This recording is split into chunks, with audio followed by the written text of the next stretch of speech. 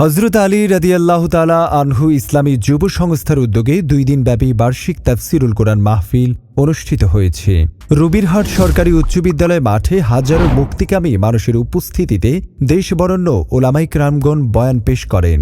উক্ত মাহফিলে গুরুত্বপূর্ণ বয়ান রাখেন বেফাকুল মাদারিসিল আরাবিয়া বাংলাদেশের মহাসচিব মাওলানা মাহফুজুল হক। এছাড়াও আলোচনা করেন বাংলাদেশের আলোচিত বক্তা মাওলানা হাফিজুর রহমান সিদ্দিকী কুয়াকাটা। মাহফিলে অতিথি হিসাবে উপস্থিত ছিলেন দৈনিক জনতার জমিন পত্রিকার সম্পাদক ও প্রকাশক জাবেদ আলম কিরণ। এ সময় তিনি বলেন, যুব সমাজকে দেশ এবং জাতির দায়িত্ব নিতে হবে, সমাজ উন্নয়নে তাদের অবদান রাখতে হবে। আজকে আসলে এই মাঠে সকল টুবি পাঞ্জাবি দাড়ি পরা আমার বাপ চাচারা এবং ভাই ছোট ভাই সবাইকে দেখে মনোমুগ্ধকর হয়ে গেছি। আর আমরা 2012 সালে, আমি 13 সালে বাংলাদেশ ছেড়েছি, হ্যাঁ তার 1 বছর আগেই আমাদের যুবকদের উদ্যোগে এই ওয়াজ ও দোয়ার মাহফিলের আয়োজন শুরু হয়েছে। আমি সেই প্রতিষ্ঠাতা সদস্য হিসাবে সেই থেকে আমি পৃথিবীর যে প্রান্তে থেকেছি, পৃথিবীর যে প্রান্তে ছিলাম, যে অবস্থা ছিলাম, খারাপ অবস্থায় ছিলাম আমি অনেকদিন, সবাই হয়তো জানে না। আমি যখন ব্রাজিলে কর্মরত ছিলাম তখনও আমি এই যুব সংস্থা উদ্যোগে যে মাহফিল এটাকে আমি সহযোগিতা করেছি।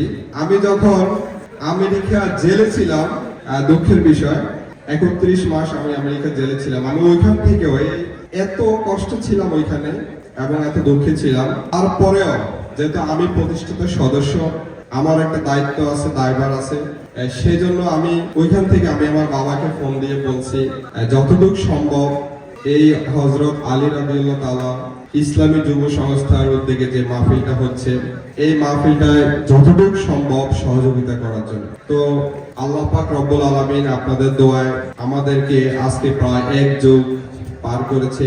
এই ওয়াজ ও দোয়ার মাহফিল আপনাদের সবাই সহযোগিতায় চলতেছে।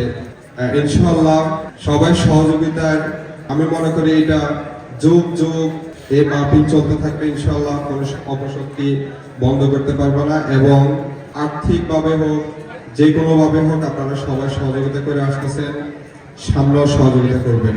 এবং আমাদের প্রতিষ্ঠাতা সদস্য থেকে অনেকগুলো সদস্য সবাই আমরা তখন একসাথে ছিলাম, কেউ বিদেশে চলে গেছে, কেউ ঢাকা কর্মরত আছে, কেউ নোয়াখালীতে, এক একজন এক এক জায়গায় কর্মরত আছে। কিন্তু আমি যতটুকু দেখেছি প্রতি বছর এই ওয়াজ ও দোয়ার মাহফিলে যখন কাছাকাছি একটা সময় চলে আসে সবাই কিন্তু মিলিত হয় এবং আমি দেখেছি সবাই যতটুকু সম্ভব সহযোগিতা করে যাচ্ছে। বাংলাদেশের এবং সারা বিশ্বের ইসলামকে কেউ কখনোই দমায় রাখতে পারবে না, অতীতেও পারে নাই, ভবিষ্যতেও পারবে না।